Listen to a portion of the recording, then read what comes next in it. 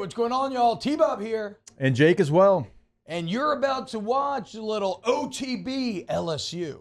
We're going to give you all the latest, greatest between LSU football, baseball, women's basketball, softball, and everything in between. Bottom line, if you want to talk Tigers, keep it locked, subscribe, like it, and we hope you enjoy. Let's get into Brian Kelly postgame sound, because this is a sound that has triggered many people, and it's not hard to see why. In fact, he even committed the cardinal sin that Jake Hester hates so much. But let's go down the list here. Let's start with Kelly 1, just kind of an overall summation of what happened on Saturday.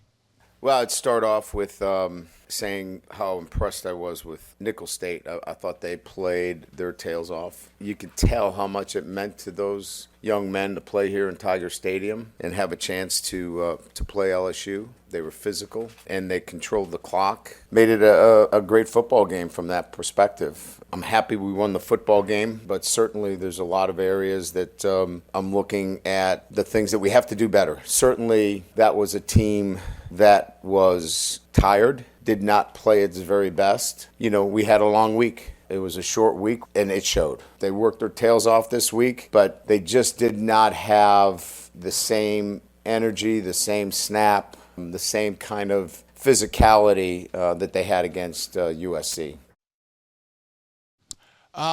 Jake, how do you feel about the tired angle? It's something that's obviously triggered a lot of people, and it's tough because...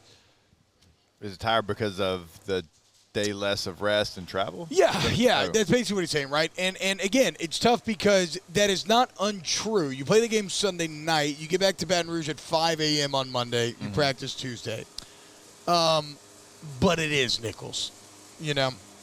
And so I guess it's a situation where Kelly is probably being honest completely about his view on the situation. But is that something that's almost better left unsaid because it comes away sounding like such a tired excuse against a team that, I mean, let's be honest, guys, you probably put 10, 20, 30 times the amount of money into football than Nicholls does. It has, you have to feel that financial gap no matter the setting around the game. All right, yeah, so a couple things here. You and I have played in those games. Now, I don't know that I ever played like the FCS in state school. I know we played Louisiana Tech, we played Tulane, we played Louisiana Lafayette. So we played those schools. I don't think that I ever played the FCS version. I don't know. Yeah, I don't know. Not off the top of my head. I know we played Northwestern State one time. You did? Yeah. You know, those games you are going to get like their very best. You're what? Nothing, doesn't matter. You're a captain? Mm-hmm. Shout out. You're going to get their very best. We know that, and they play hard, and every player that's from Louisiana wanted to play at LSU. Like, yeah, sure. We know all that. The tired angle, though, I'm tired of these sorry-ass excuses. I mean, that's what I'm tired of. It is difficult, and not having an off day. But, I mean, this isn't me trying to be funny. Like, they just added all the new recovery stuff over at the training facility, sleep pods and new stuff. I don't even know, like, what it is. It's go really nice. Go hop in whatever that Minority Report looking ass machine was that I saw where your body just, like, floats down into it. Yeah, it's like a sleep pod, right? Like a float tank or something? Yeah. I mean, I don't know. Bobby talks about them all the time with Ohio State. I don't really know. But, look, you schedule that game on Sunday, win, lose, or draw. You can't draw anymore. You knew you were going to get home late. Like, so, you know, you got to have a plan in place, which I'm sure they did. But, no, it's something you have to handle. It's just like in the NFL when you have a Thursday night game. It's not fun. And then next week you feel it still, but it is what it is. Or you have a Monday night football game. And then you go into Sunday. Like, that's a day that you don't have that the other team probably did have to prepare, and they probably had a walkthrough at most, and you have a game.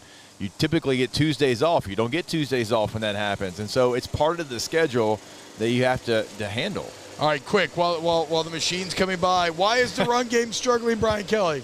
I got to look at the film more closely, you know, to really evaluate, you know, the run game more effectively. You know, obviously they gave us an opportunity with a lot of man coverage opportunities to throw the football. So it's so hard to kind of, you know, come in here and say, well, you know, we should have done this, we should have done that in the running game. We want a running game that balances our offense, but I know there were a lot of plays that we checked out of at the line of scrimmage because of the extra hat, so to speak, which is part of our offense. So that's a bit interesting, and that's a tough point to actually take too much criticism with, because if they're going to add extra man to the box and the offense's rules are such that when they do, you check this because you trust your guys in man-to-man, well, okay, you're making the right checks. Is it too crazy to say that I would almost want them again, though, to go kind of outside of themselves and challenge themselves to run the ball anyway? I mean, is that just that too much? We can't have it both ways here. And what I mean by that is last Sunday in Vegas, it felt like there was a point where they tried to force running the football. Like, yes, staying committed to it and all that, but like, they came out, I think it was they were giving you light boxes. In the third quarter, they're like, we're going to run the football. We're going to establish the run. And it's like, okay, well, it's not there. You were having success through the air, and it felt like there was 2 drives against USC where you almost wasted the drives because you were like, here's what we're going to do here in these 2 drives. Okay, so never mind. Yeah. Like, at least that's the feel that it had just being there and doing the call. I felt like, hey, we're going to run the football, be damned, whatever. Let's run the football. And then you get to this game, and it's like, well, you got to commit to the run. You got to commit to the run. It's like, well, 1, it has not worked yet. And 2, like he's saying, they're playing cover 1 and daring us to throw the football. So I'm not concerned with them not doing more of it. I'm concerned with when they did it, it wasn't good. That's a good point. Like, that's my concern. Like, sure, commit to the run. You're going to lean on Nichols. Eventually, you're probably going to have some success. But you ran enough. There's enough of a sample size for me to grade off of it, and it was a very poor grade. Yeah, Chris says that's just you being a Les Miles player. That's true. You're like that stupid, goofy meme. Like, 8 in the box, we'll do it. Put 9. We'll do it again. I don't care. We're running power, bruh. Wow, Jake, what incredible takes. I mean, those guys, they're just the best. I think so. And if you think so, again, hit the like button, subscribe, ring the bell so you get notifications when we post every single day here on OTB LSU.